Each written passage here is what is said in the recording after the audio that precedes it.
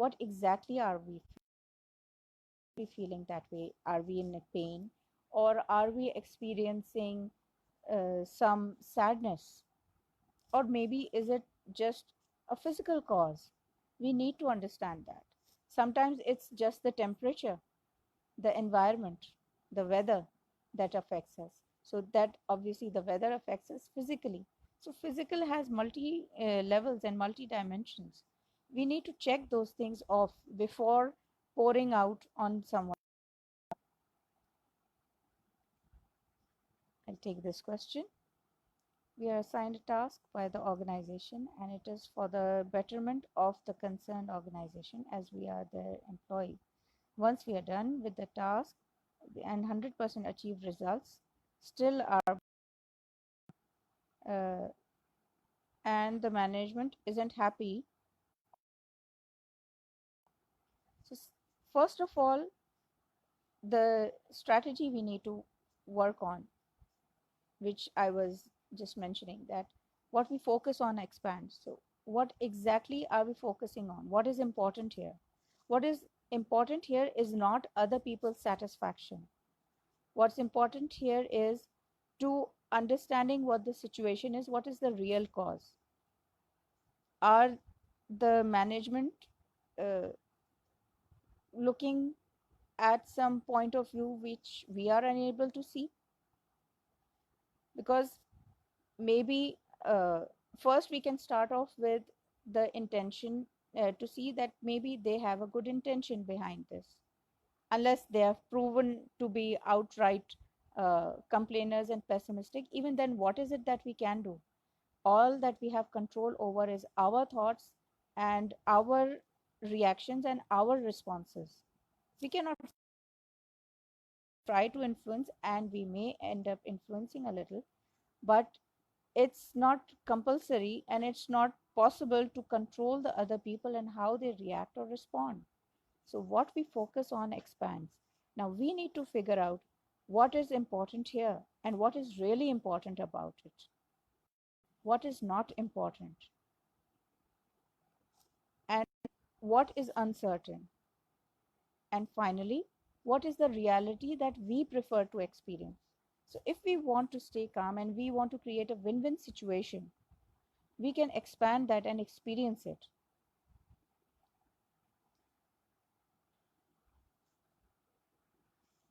Well, I think, Mr. Bilal, we'll need to talk upon it, talk about it, because uh, yes, there are people who think that way, but again, what we focus on expands. If we keep on thinking that way, then we have options. Either we walk out, or we try to adjust in that situation, not as a compromise, but how to turn this disadvantage into advantage. If we develop our conversation skills and communication skills, we can find out and get the feedback of what is it exactly that they were expecting, because expectations reduce joy, and we cannot fulfill everyone's expectations insisting on getting external acknowledgement and external acceptance. That is not possible, because that does not work. We need to be we need to figure out what is it that we can do our best in, and do it. Get the questions beforehand. It's like one of the some event happened long time ago. It's between the slave Ayaz and the king Mahmud. Usually the courtiers and disliked Ayaz, who was a slave, but the king kept the slave very near and dear to him. One day, the king asked them to find out if there was a caravan, new caravan in the city. One of them went and came back and replied yes. Then the king asked, how many people are there? He didn't have the answer. The next one went and brought the answer, and so on. With every new question, a new courtier went and got the answer. Eventually, the king said that all the questions that I brought one by one, they were all brought to me and go by Ayaz. So this is the reason why I prefer him over you guys. So it does not matter whether one is slave or whether one is a court person. Up to us. So certainty comes from ourselves. If we don't have the answers, where do we get the answers? Who are the people who have already achieved it? Or what are the skills that we can develop within ourselves to achieve the results that are important? What are the realities that we prefer to experience? And we turn those disadvantages into advantages. We turn those obstacles into stepping stones for ourselves. So the pain and the will uh, at least cease to exist, or the intensity and the charge will reduce. Further on, we need to have a variety of tools, a variety of approaches that we need to work on. Whatever happens, if we change our physical state, if somebody is like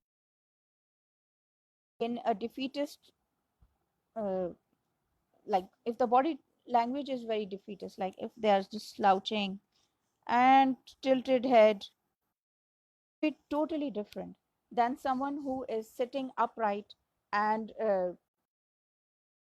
in a confident manner.